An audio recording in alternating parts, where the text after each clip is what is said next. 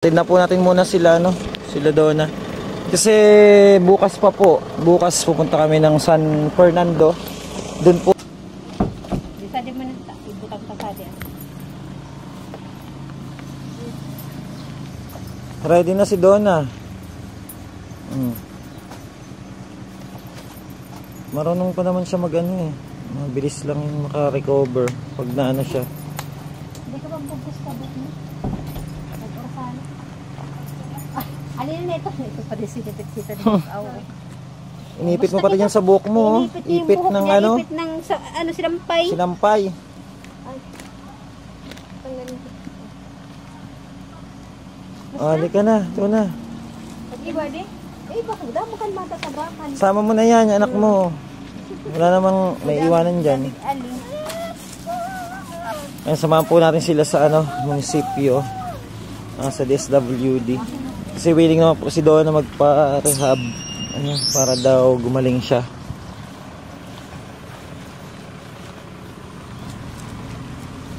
Buti nga, willing si Donna eh. Yung iba ayaw eh. Sarado mo yung gate mo.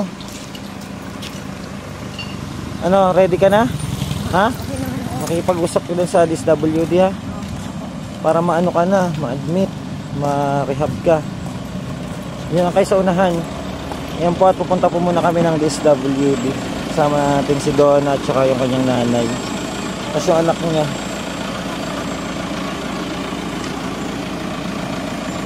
Yan po at update na lang po muli namin kayo. Kung ano po yung pag-uusapan din sa DSWD. Tara na, side. Papunta po kami ng munisipyo sa DSWD.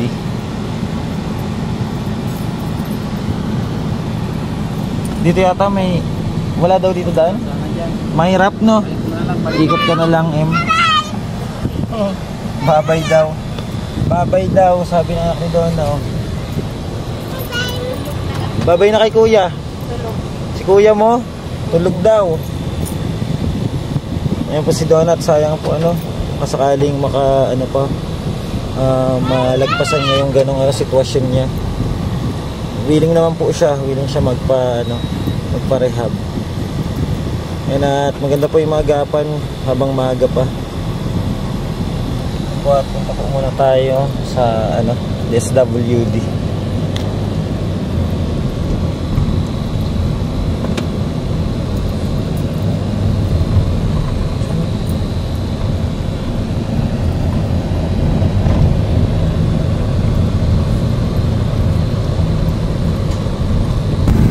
Dito na po tayo sa munisipyo ng Nabua. Papasok na kami na sa loob. Bawal po mag-vlog doon siguro. Kaya hanggang dito lang po muna. Update po kayo namin ulit mamaya. And tara ano. Pag ito si Donna. And hindi po namin alam, hindi po pwede mag-video na sa loob ano. At putulin na po muna natin dito. Samahan natin sila doon sa loob. Ayan, natapos na sila kausapin, sila Donna. Pauwi na po tayo. Tara Donna, doon na. Napakainit. Ayan, punta tayo doon ng sasakyan. Tanungin natin sila. Kasi ang init po sobra. Ayan. At may ano pa dito, may occasion pa dito sa munisipyo ng Nabua. Medyo maingay po. Sobrang init. Dapat pinandungan yung bata. Yan. Oh. Napakainit, grabe. Sama Uncle. Pasok na kayo. Sobrang init.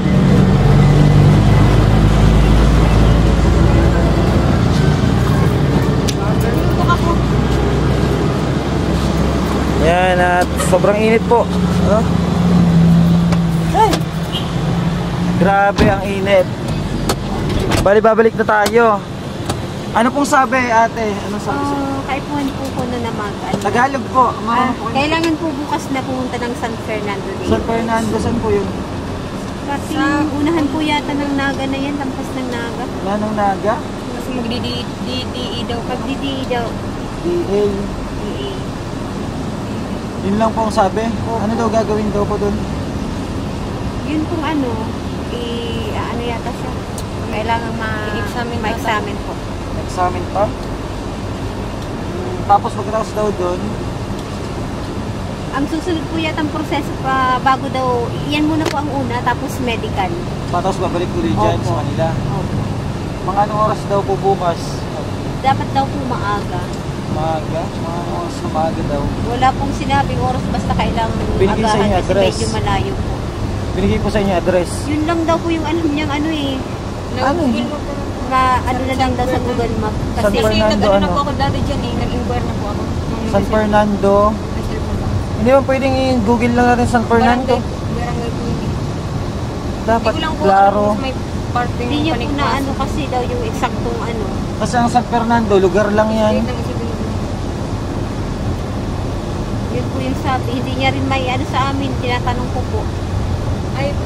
Ay, tanong lang natin kay ano. Pamukit. Eh? Ha? Unahan kasi, oo, basta sa unahan ng Barangay Itanong na lang kay Pamukit, San ano. Fernando. Sino ba yun yung napunta doon? Kay, San si ano mo?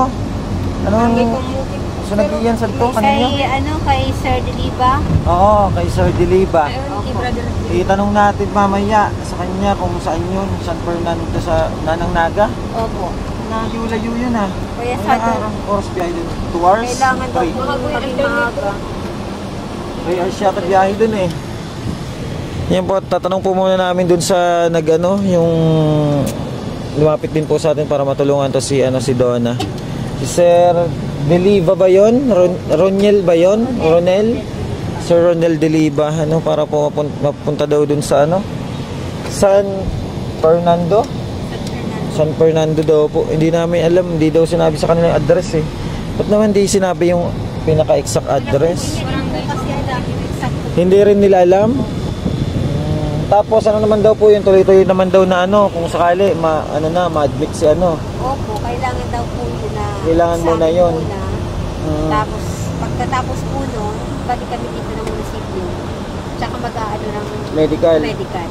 Kasi masasayang daw po yung medical po yun ang uunahin na, wala pang ano. Oo. Mamay, Dapat maano na doon na, no? okay ka lang mamay.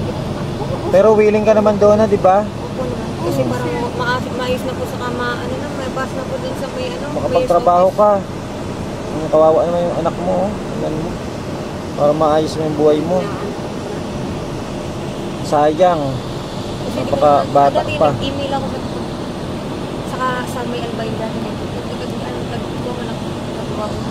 Ayan po at pabalik kami sa kanila. Bali maaga daw bukas. Magtatanong po muna kami kay Sir ano. Ronel ba yan? Ronel? Kay Sir Ronel kung saan yun kasi may experience po siya sa mga ganong bagay. Bali punta muna tayo doon ano. Balik tayo sa kanila. Yan, at natin na po natin muna sila no. Sila Donna. Kasi bukas pa po. Bukas pupunta kami ng San Fernando. Doon po siya na-advise po nung andun sa may munisipyo. Ewan ko po may gagawin daw po doon. DDE ba yun? Ano po kayong DDE na yun? Kaya tatanungin natin kay Sir ano? Ha? Drug dependent Drug dependency examination na drug dependent examination? Hindi naman yun. Kaya pag nakapasok ka doon na dapat ano talaga desidido ka, hindi ka na babalik sa dating ganyan. Mahirap para sa mga anak mo, diba? Gusto mo ng bahay mo?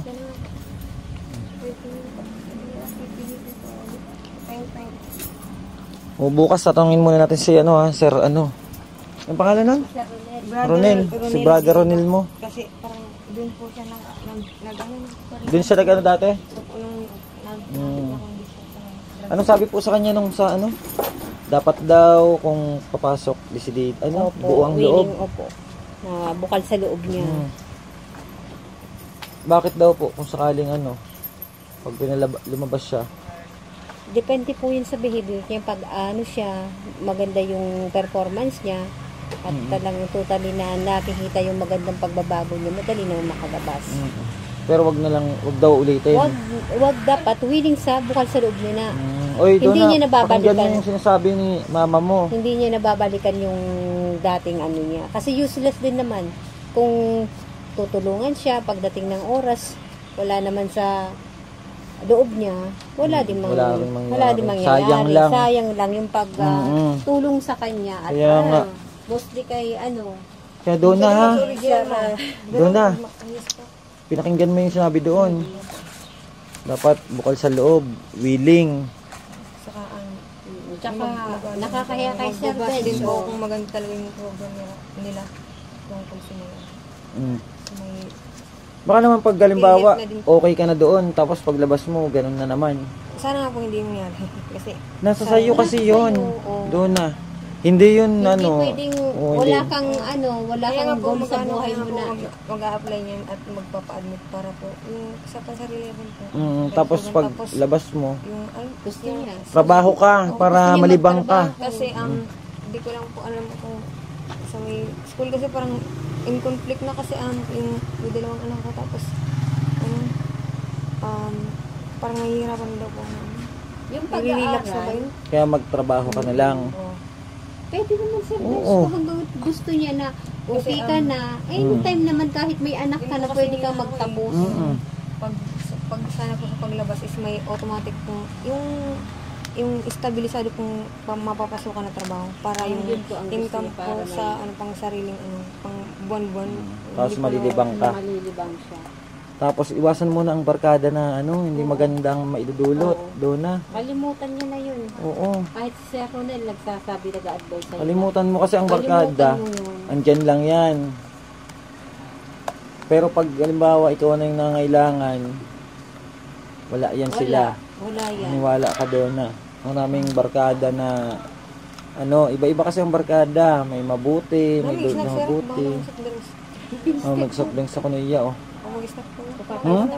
Magpapa-snack ka? Sige na. Magpapa-snack daw si Dono. May nakuha kasi ito nung nakaraan. Ano po yung nakuha niya? Yung sa 5K? Opo. May nakuha si Dono ng 5K. Magpapa-snack daw siya. Para Kayo na lang nila mama mo. At paalis na rin kami. Kayo na lang nila mama mo. Kasi paalis na rin kami. Kaya naman po siya. Marunong naman po. Kasi dadaanan pa namin doon si Sir. Hindi bukas mag-surprise, magdala sa surprise. Dala na doon. Nag-iisip siya kuya na pwede naman daw na magbaon ng Mukha na lang pala. Siyempre nakakahiya talaga dahil sasamahan na lang tayo, di ba? Huwag na doon na. Itabi mo lang yan dyan. Nag-iisip din talaga siya. Ibigay mo dyan sa mga anak mo. Ibili mo ng biskwit. Tulog na itong isa. Natulog. Sige na, doon na kami ha. Bukas na lang. Ha? Anong oras po ba bukas? Tatanungin ko si Ano na lang mag-message na lang May message kayo ni... message kayo nun. Kasi kami yung may contact eh. Thursday o bukas Huwag ka nga alis doon na ha. Pamalis ka pa mamayang gabi. Hindi Naku. yan naaalis na. Pagpunta namin, wala ka na naman. sana hindi nagbawi yung Ha? nag-inquire na po kasi po. Maraming Oo. salamat po, Sir Ben. Opo, alamin po namin kay Sir ano ngayon. Tapos papamessage ko po kayo. Doon na, bye-bye. Yung mga anak mo ha. Bukas na lang po ulit. Oo, sige, bukas. Oo, sige, dito na kami ha. Ayun po at pauwi na tayo. Daanan pa natin si Ronel para po malaman kung anong gagawin doon sa San Fernando daw yun. Ayun po, thank you so much po and God bless you mga kababayan. At hanggang dito lang po muna ang ating update kay Donna. Thank you so much po. Bye.